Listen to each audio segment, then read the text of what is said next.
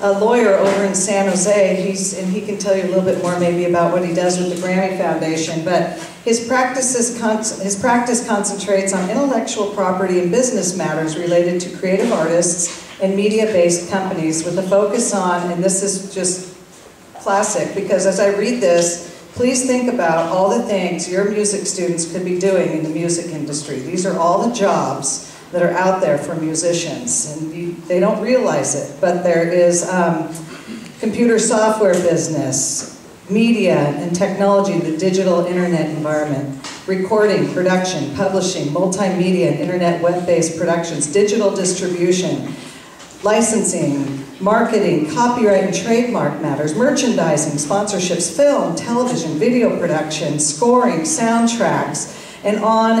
It goes on for like a whole paragraph. And I just read that and I thought, yeah, that's why we need music education, people. These are the jobs we're looking for our students.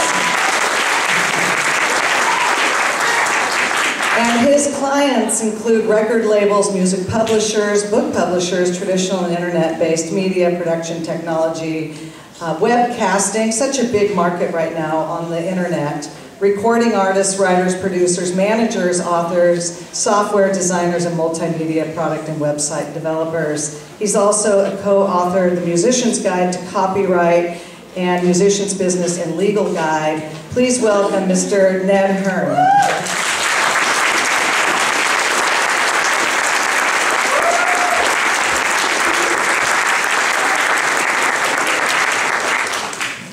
Introduction. Now I don't have to say anything about myself. It's great.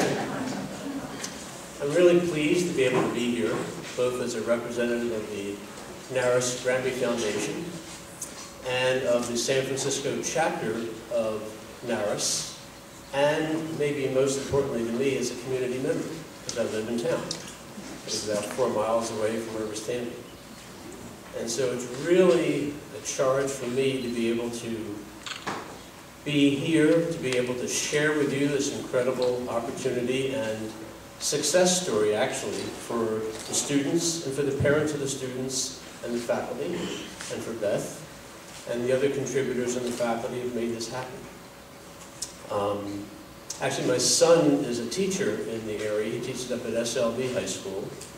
And so I hear a lot about the issues involved in terms of the needs of the school, the needs of the school districts. And from what Beth has told me, from what Dr. Silver has told me, what you've been able to do with this award is even more significant because of how effectively underfunded this particular school district is. Didn't realize it, but this district is actually calculated for its funds for back in the 70s when it was still pretty much a rural district as opposed to the city that it is now. Which is a real commentary, I suppose, on our system and our financial ability or inability in the state at this point. So again, all the more dramatic an accomplishment has been achieved. Just to give you a little frame of reference, there's about 20,000 high schools in the country, and approximately 1,000, a little less than 1,000, applied for these awards, and only 36 were given. So your school and your students and your faculty are one of 36 out of about 1,000 that applied. That's pretty rare.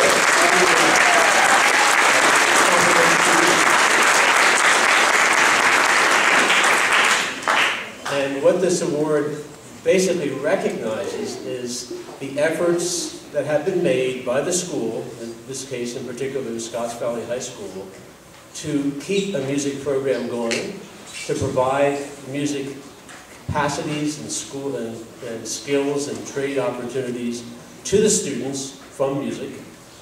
And speaking for myself, I mean, to me, music is the drug of my life. And to be able to have music become and be treated as such an important part of your life, I think is a wonderful accomplishment and something definitely to be complimented. So, and I understand that the award is going to be used to be able to buy some additional computer stations to be used in the high school to complement the recording facilities that have already been established. And the when you look at the importance of music, I think, in a person's life, and how it develops skills and talents, and how it develops the ability to communicate with others, to be able to have this kind of experience and to share this kind of an award is really wonderful. So I will stop talking. I will like to arrange to actually present the awards, which is a check.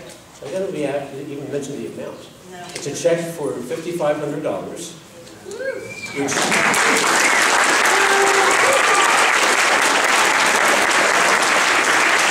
and a very special plaque, trophy, whatever term appropriately applies, that you can put into the school. And I just looked at it, and if it weren't already committed, I'd run home with it. It's really cool looking.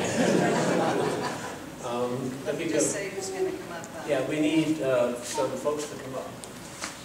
I've asked a couple students from our high school band and choir if they would come out now. Vera Moles and Zane Wirtz, if you could come out on stage. And then also Dr. Silver, if she would come up here. And a big hand for Dr. Silver.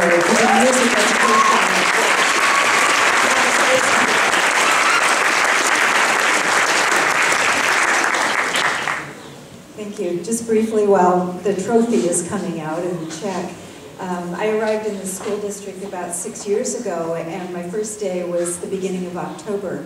That weekend was homecoming, and although I appreciate athletic endeavors of the football, my favorite part secretly has always been the halftime show.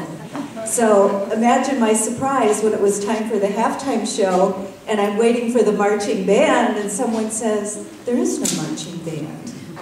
So I have been on a mission. We had the beginnings of a music program at all 3 levels. It started 4 years ago. We've had support from our community. Rotary helped with the recording studio here. We had another donation from Kiwanis. And our board has been very supportive of music. Even though we have had to make serious cuts over the last few years, music has not been cut. So our program is tiny.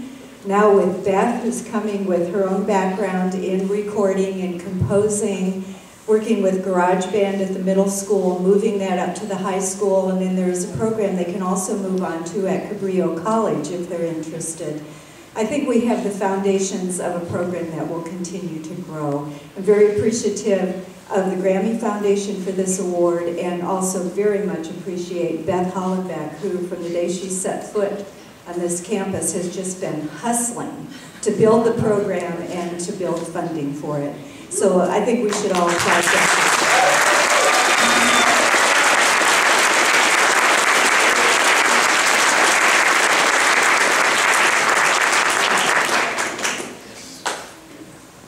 So, this is the photo album.